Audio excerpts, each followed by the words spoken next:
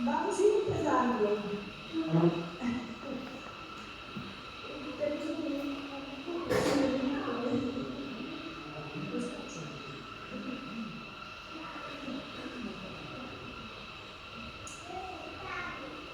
Bueno, moitas gracias pola vosa asistencia. Hoxe temos aquí un acto de Ecologistas en Acción onde vamos a presentar dous informes, un sobre a exposición unha exposición que temos aí atrás sobre a reciclaxe de metais e eu, que son Isabel García, falarei un pouco, daremos unhas pequenas pinceladas do que contén ese informe de reciclaxe e por que chegamos a facelo desde Ecologistas en Acción.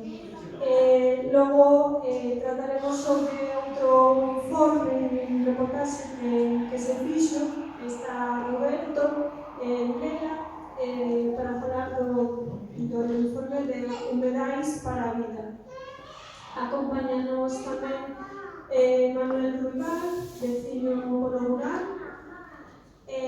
Manuel García, que sabemos Valdabarcia, Montexalo, e Fernando Bandín, conservacionista, que falará tamén sobre temas relacionados cos humedais e tamén con defensa do territorio final. Un pouco do que se trata este encontro que temos hoxe. Si me pasas. Bueno, por que chegamos a... Vou empezar co tema do informe de reciclaxe. Vou a ser moi breve, despois tedes aí os panéis, son en total 9 panéis que exponen un pouco o que é o resumen do informe, pero o informe, como ven, é moi didáctico, ten, ainda que non demasiado extenso, 160 páxinas, pero tamén ben moi ben documentado.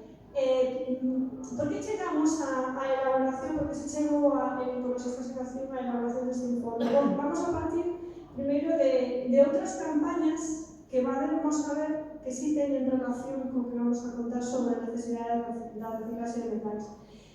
Temos unha campaña tamén nestes momentos en marcha que é sobre sin biodiversidade non hai vida.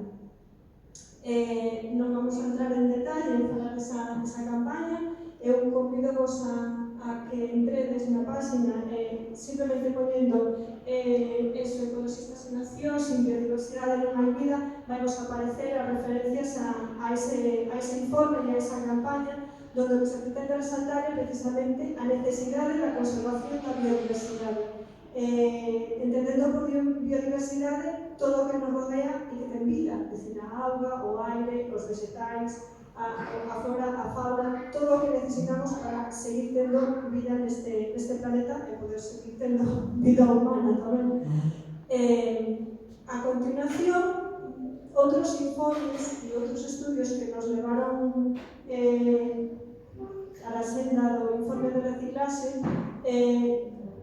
se me pasas anterior, temos un informe sobre saúde metales pesados de minería e o informe de humedais que presentaremos por Roberto e un observatorio ibérico da minería. No Observatorio Ibérico da Minería, que fixemos? Bueno, pois é unha base de datos na que se van ofrecendo resultados a través dunha página web georreferenciada sobre vulneracións de dereitos sociais e medioambientais que se ocasionan pola realización e pola extracción de minerais nas minas a ceo aberto, sobre todo no noso país. En esa página web chamámoslle MINOR, que é o Observatorio Ibérico da Minería, fomos documentando, como vedes arriba na imaxe de arriba, vese unha imaxe do mapa da Península Ibérica con distritos como chamadas. Cada unha desas é un estudio de unha mina que ou que hai en cada unha desas zonas. Estamos todavía documentando máis casos e do que se trata é, como vedes nas imaxes de abaixo, aparecen casos destacados ou casos máis recentes que será están incorporando, pues a mina de Panosqueira, que está en Portugal, a mina de Touro, que está aquí ao lado, de onde veño, a mina do Valle de Boinas, en Asturias, a de Borralla en Portugal, a de Río Tinto en Andalucía, a dos Frailes tamén en Andalucía, bueno, pues así, hasta ahora están recollidos en esa página 30 casos. Cada un deles, todos teñen a mesma estructura. A través do código de colores se van incluindo referencias sobre que aconteceu en ese lugar con esa mina, o que está acontecendo. Porque en algunos casos están pechadas desde fai máis de 20, 30 ou 40 anos e nunca houve unha restauración medioambiental, o cual están provocando danos á biodiversidade, ao medio, á nosa saúde. De aí os informes que vos quería referenciar ao principio, para que mirades un pouco hacia como chegamos a facer todas estas cousas. Todas están encadenadas. Entonces, con ese código de colores, desde aquí non sei, bueno, por lo menos, coa vista que teño non percibo ben o dibuixo, pero, bueno, aparece un vermello, un amarelo, un naranja, cada un deles ten un dibuxiño, pois, con a folla, significa, pois, que danos ten vinculados coa natureza. Se aparece, bueno, pois, tamén danos ocasionados por contaminación ao aire, casos nos que non se está cumplindo ou se están vulnerando as normativas, as directivas de auga ou a normativa de medio ambiente. Me quedo? Ai, que se gusta esto. Entonces, con esa estructura única para todos os casos, en cada un se foi sacando a información sempre dunha maneira rigurosa e contrastada. A que me refiero? Que todo o que está recollido aí foi sacado ben por referencias que hai por acceso da documentación á administración, por as peticións que se fixeron e por a información que hai que consta nos expedientes mineiros de cada caso, ou ben por sentencias judiciais, por normativa, por denuncias, por casos que salen publicados en prensa están documentados, todo o que se expón aí está contrastado e ten un aval. En algúns casos incluso pues, aparecen informes que foron realizados por personas pues, científicos ou técnicos especialistas na materia que documentaron a situación concreta de cada caso. Vale? Por ponernos un exemplo, pues, no caso da mina de Touro, que tuvo un intento de reapertura no ano 2017 e obtivo unha guía negativa no 2020. Bueno, pues aí se conta con informes, pois, por exemplo, de organismos como ICOMOS, que é o órgano asesor en materia de patrimonio da UNESCO, e donde emitiu un informe negativo desa mina que podía repercutir o camiño francés. Entón, bueno, pues, é algo que está aí recollido. Empezar a quitar roupa? Vale, si me pasas. Aquí o que recollimos é un pequeno resumen do que podemos atopar no MINOC, é dicir, se denuncian as vulneracións, recolle infraccións e casos de malas prácticas na minería a partir de denuncias realizadas pola cidadanía ou por colectivos sociais, sempre tratados de forma confidencial e que poden incluir un amplio abanico de impactos, o que comentaba, pois contaminación da auga, do sol, do chan, da atmósfera, impactos sobre as áreas e especies protegidas, impactos sobre a saúde das persoas, casos de corrupción, ausencias de autorizacións e de evaluación de impacto ambiental, como pode ser no caso de Sanfis, que non existe un impacto medioambiental solicitado, nin autorizado, nin visto por nadie, deficiencias na restauración e garantías económicas, por exemplo, aquí temos referenciamos as de Galicia porque son xeradas que conocedes e algúns vos pillan máis cerca, pois temos o caso de Monteneme, as de Barilongo, as de Sanfis, as de Touro, dicir, hai moitas minas que conocedes que foron pechadas no seu momento, non hai restauración, e a pesar das denuncias e da contaminación constante, siguen estando hai esas problemáticas. E a pesar delo, siguen intentando volver a abrir esas minas en moitos casos. Bueno, nesta página do MINOC, además de denunciarse e de poñer de manifesto esos casos, que o que trata esta base de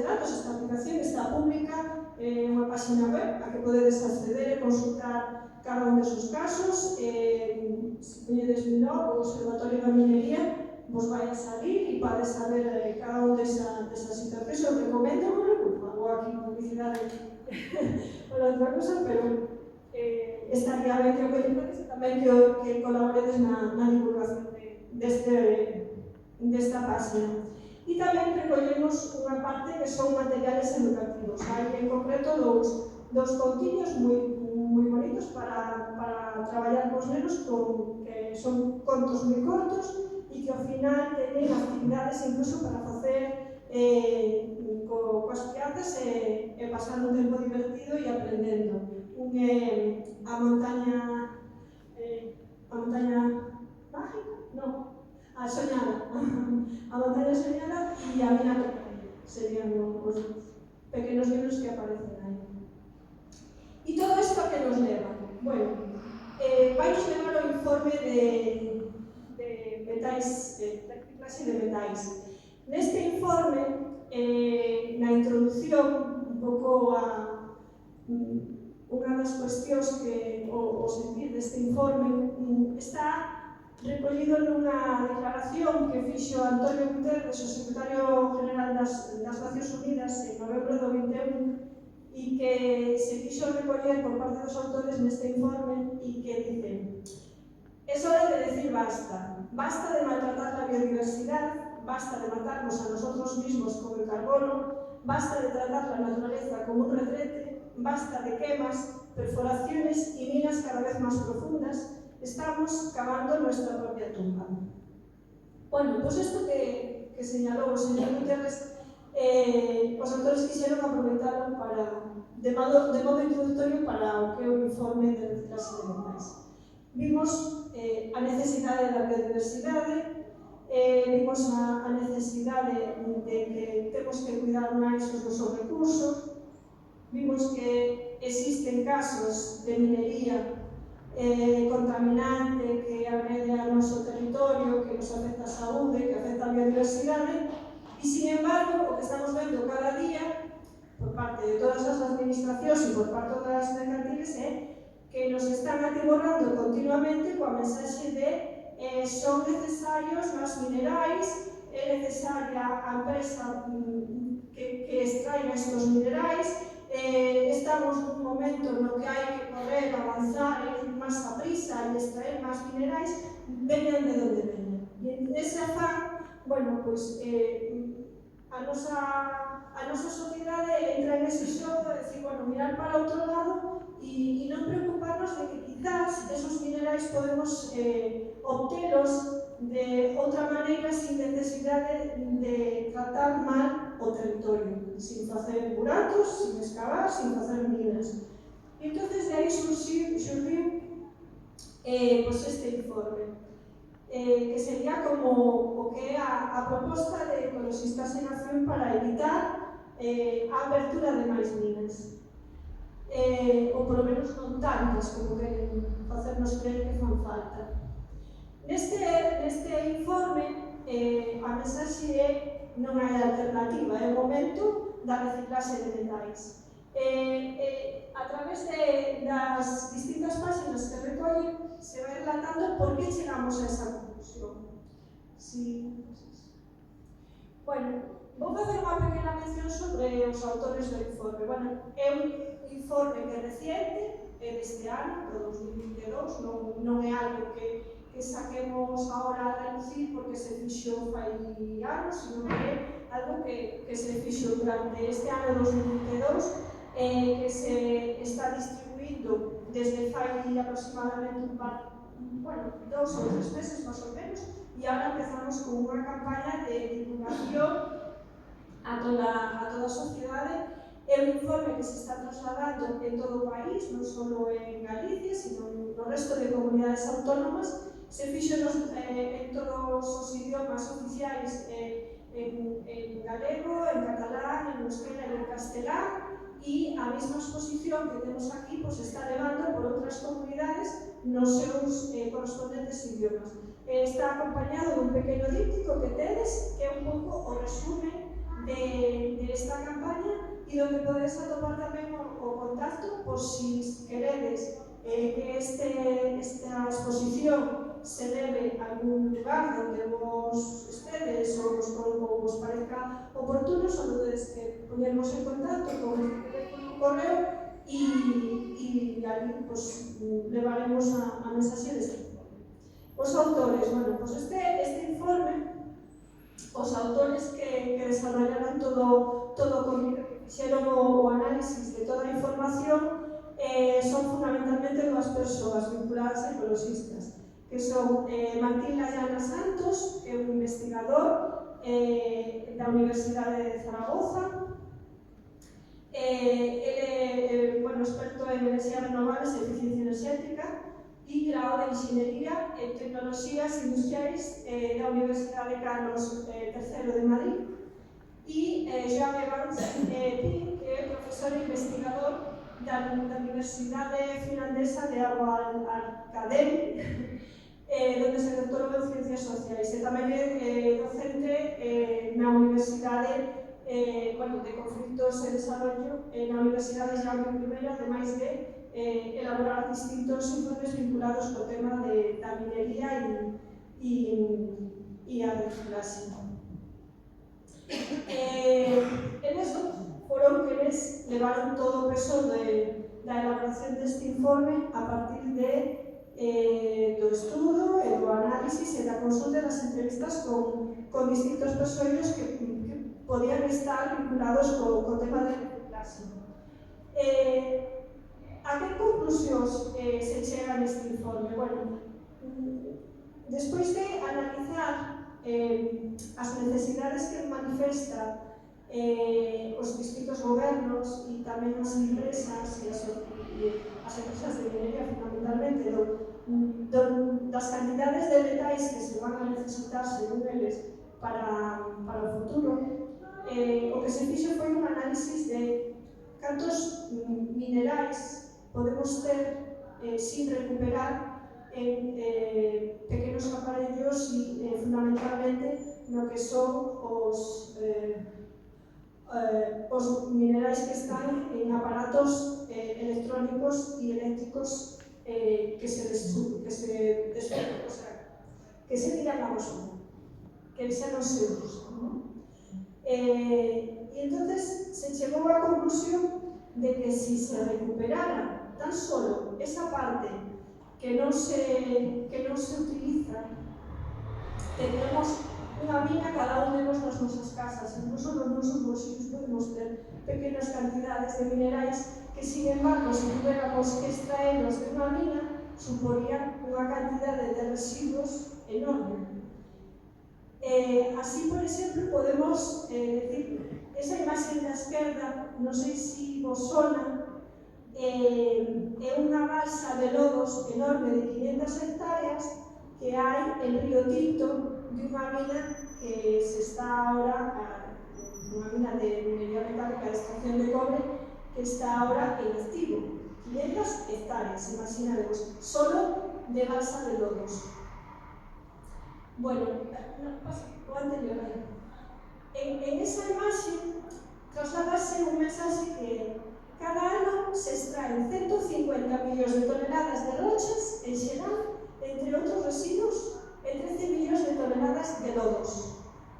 Para que o 99% do que se extrae remata convertíndose en residuos. É dicir, de todo o que se extrae, apenas un 1% vai a ser mineral. O 99% son residuos. Entón, a pregunta primeira é, se nós temos un residuo nas nosas casas que é isto, porque seguramente que moitos de nós temos 3 e 4 destos na casa vellos que xa non se utilizan. E por que non se recupera? Porque recuperar todo o mineral, todos os metais que están en 5 ou 6 aparatos electrónicos que teñamos na casa, pois mirade, canto burato e cantos residuos generaría ou genera se o temos que extraer dunha mina. Eso sería unha das primeiras conclusións. E logo, outra mensaxe que temos tamén, anterior, dice, o ouro que se atopa nun teléfono móvil é 100 cando se abre unha explotación mineira a ceo aberto, vimos na anterior transparencia, ou na anterior imaxe, que 150 millóns de toneladas e 13 millóns de toneladas de lodos. Bueno, pois, na outra, cando empezan a furar unha mina a ceo aberto, hai un dato que suelen decir o valor ou a lei do cobre que se extrae, ou a porcentaxe de cobre que se extrae en comparación aos residuos, pois é un 0,30 ou un 0,35%. Sin embargo, se nós extraemos o metal directamente do noso aparato electrónico que está en desuso, a lei sube. É dicir, non temos que generar tantos residuos para poder obter a maior calidade do mineral.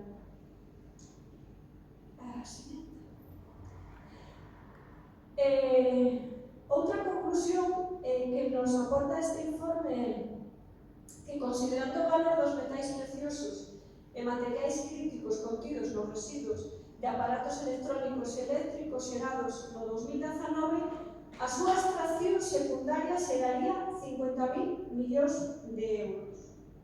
É dicir, que o 76% dos residuos da reducción da contaminación de augas co uso de aceiro reciclado, ademais do aceiro secundario, se reduce un 40% o consumo de auga.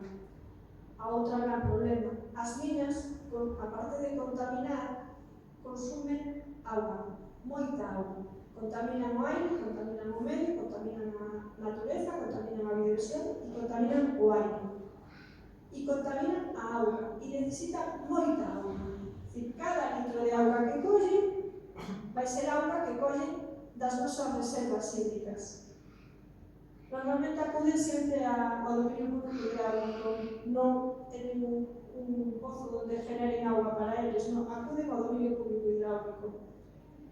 Eso nos está privando ao resto dos cidadáns de auga, porque cada vez que acuden ao dominio público hidráulico les collen a auga,